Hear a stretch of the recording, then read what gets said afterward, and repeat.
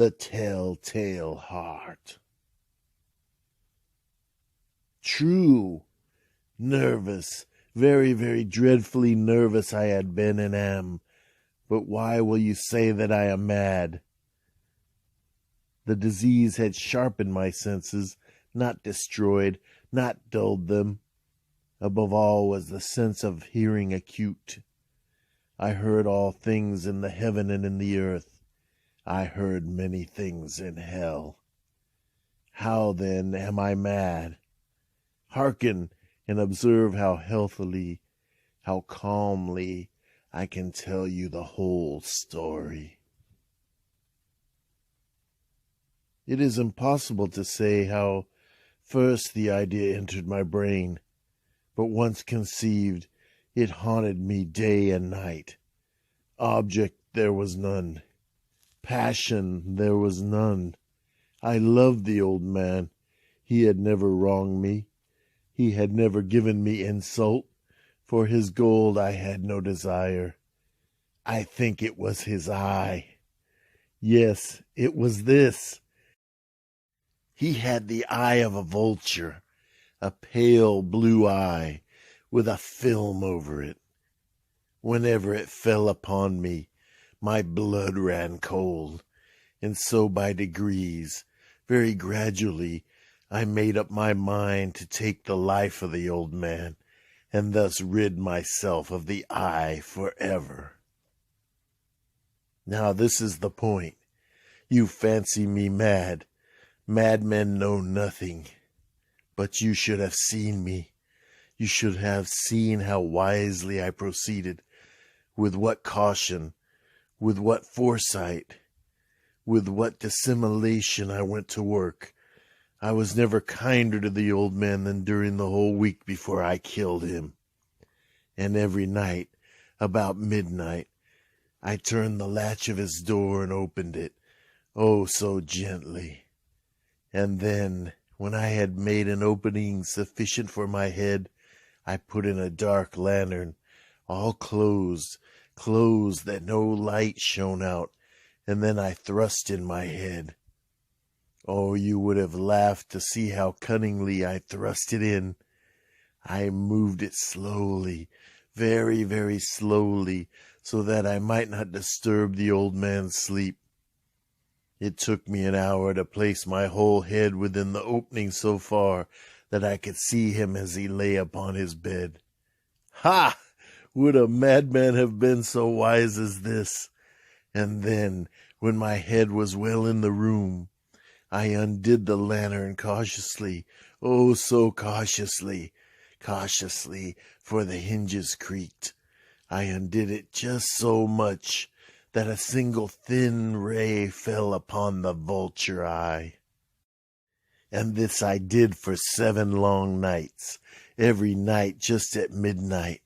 But I found the eye always closed, and so it was impossible to do the work, for it was not the old man who vexed me, but his evil eye.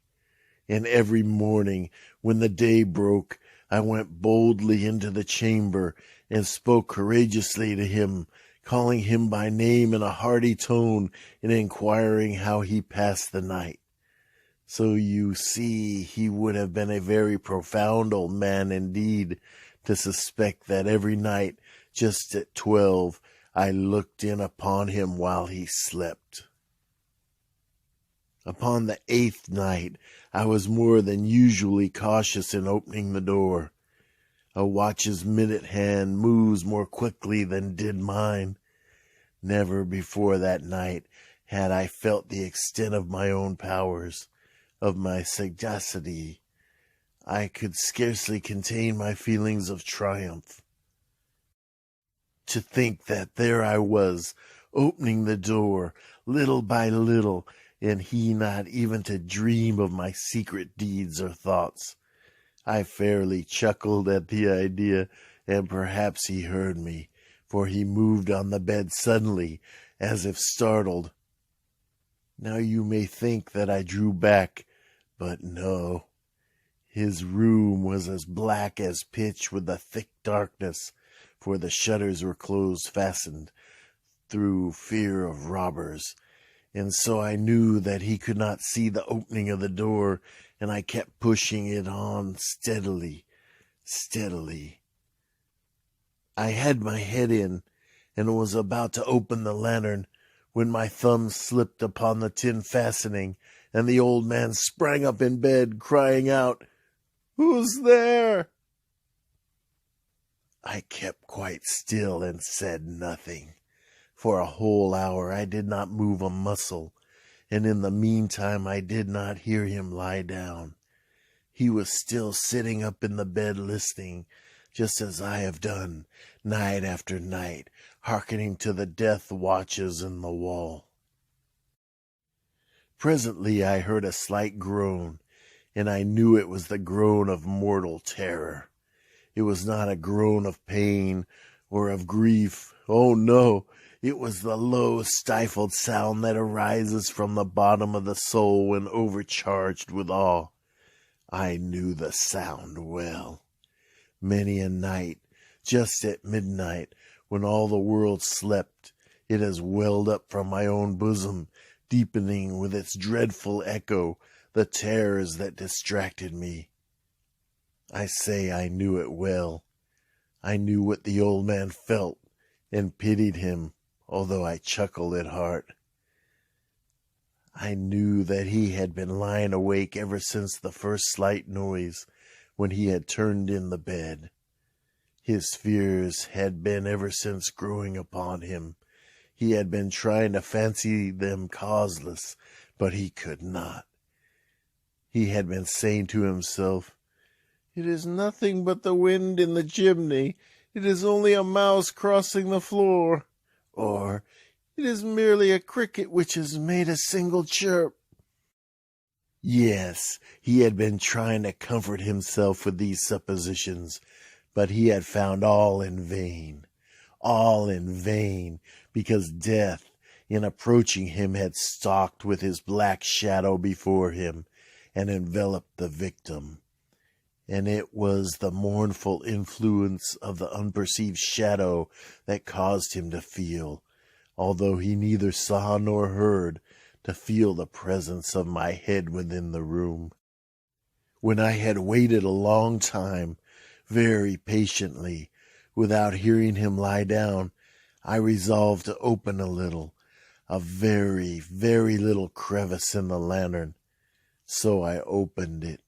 You cannot imagine how stealthily, until at length a simple dim ray, like the thread of the spider, shot out from the crevice and fell full upon the vulture eye. It was open, wide, wide open, and I grew furious as I gazed upon it. I saw it with perfect distinctness, all a dull blue, with a hideous veil over it that chilled the very marrow in my bones. But I could see nothing else of the old man's face or person, for I had directed the ray, as if by instinct, precisely upon the damned spot. And have I not told you that what you mistake for madness is but over-acuteness of the sense? Now, I say, there came to my ears a low, dull, quick sound, such as a watch makes when enveloped in cotton. I knew that sound well, too. It was the beating of the old man's heart. It increased my fury, as the beating of a drum stimulates the soldier into courage. But even yet I refrained and kept still. I scarcely breathed. I held the lantern motionless. I tried how steadily I could maintain the ray upon the eye. Meantime the hellish tattoo of the heart increased. It grew quicker and quicker, and louder every instant. The old man's terror must have been extreme. It grew louder, I say, louder every moment. Do you mark me well? Have I told you that I am nervous? So I am. And now at the dead hour of the night, amid the dreadful silence of that old house, so strange a noise as this excited me to uncontrollable terror. Yet for some minutes longer I refrained and stood still. But the beating grew louder, louder. I thought the heart must burst, and now a new anxiety seized me. The sound would be heard by a neighbor. The old man's hour had come. With a loud yell, I threw open the lantern and leaped into the room. He shrieked once only. In an instant I dragged him to the floor, and I pulled the heavy bed over him. I then smiled gaily to find the deed so far done. But for many minutes the heart beat on with a muffled sound. This, however, did not vex me. It would not be heard through the wall. At length it ceased. The old man was dead. I removed the bed and examined the corpse. Yes, he was stone dead. I placed my hand upon the heart and held it there many minutes. There was no pulsation. He was stone dead. His eye would trouble me no more. If still you think me mad, you will think so no longer when I describe the wise precautions I took for the concealment of the body. The night waned, and I worked hastily, but in silence. First of all, I dismembered the corpse. I cut off the head and the arms and legs. I then took up 3 planks from the flooring of the chamber and deposited all between the scantlings. I then replaced the boards so cleverly, so cunningly, that no human eye, not even his, could have detected anything wrong. There was nothing to wash out, no stain of any kind, no blood spot whatever. I had been too wary for that. A tub had caught all. Ha ha ha! When I had made an end of these labors, it was 4 o'clock, still dark as midnight. As the bell sounded the hour, there came a knocking at the street door. I went down to open it with a light heart, for what had I now to fear? There entered 3 men, who introduced themselves with perfect suavity as officers of the police. A shriek had been heard by a neighbor during the night. Suspicion of foul play had been aroused. Information had been lodged at the police office, and they, the officers, had been deputed to search the premises. I smiled, for what had I to fear? I bade the gentleman welcome. The shriek, I said, was my own in a dream. I then took up 3 planks from the flooring of the chamber and deposited all between the scantlings.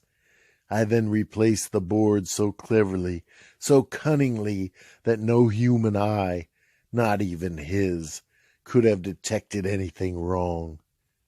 There was nothing to wash out, no stain of any kind, no blood spot whatever. I had been too wary for that. A tub had caught all. Ha ha ha! When I had made an end of these labors, it was 4 o'clock, still dark as midnight. As the bell sounded the hour, there came a knocking at the street door.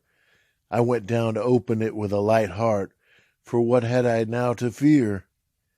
There entered 3 men, who introduced themselves with perfect suavity as officers of the police. A shriek had been heard by a neighbor during the night. Suspicion of foul play had been aroused. Information had been lodged at the police office, and they, the officers, had been deputed to search the premises. I smiled, for what had I to fear? I bade the gentleman welcome. The shriek, I said, was my own in a dream. The old man, I mentioned, was absent in the country. I took my visitors all over the house.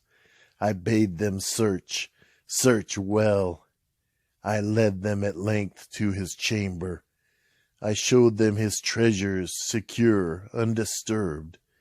In the enthusiasm of my confidence, I brought chairs into the room and desired them there to rest from their fatigues, while I myself, in the wild audacity of my perfect triumph, placed my own seat upon the very spot beneath which reposed the corpse of the victim. The officers were satisfied. My manner had convinced them. I was singularly at ease. They sat, and while I answered cheerily, they chatted of familiar things. But ere long, I felt myself getting pale and wished them gone.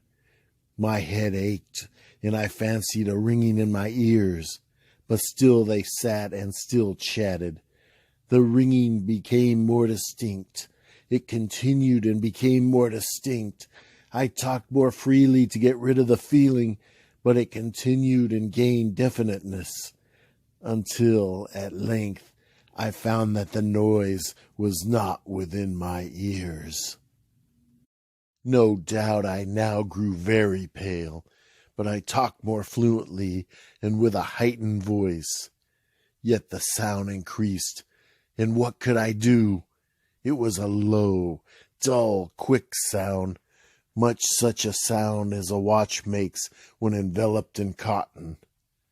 I gasped for breath, and yet the officers heard it not. I talked more quickly, more vehemently, but the noise steadily increased. I arose and argued about trifles in a high key and with violent gesticulations, but the noise steadily increased. Why would they not be gone? I paced the floor to and fro with heavy strides, as if excited to fury by the observations of the men, but the noise steadily increased. Oh God, what could I do? I foamed, I raved, I swore. I swung the chair upon which I had been sitting and grated it upon the boards, but the noise arose all over and continually increased. It grew louder, louder, louder, and still the men chatted pleasantly and smiled. Was it possible they heard not? Almighty God! No, no! They heard, they suspected, they knew. They were making a mockery of my horror. This I thought, and this I think. But anything was better than this agony. Anything was more tolerable than this derision. I could bear those hypocritical smiles no longer. I felt that I must scream or die. And now again, hark, louder, louder, louder, louder! Villains, I shrieked, dissemble no more. I admit the deed. Tear up the planks. Here, here, it is the beating of his hideous heart.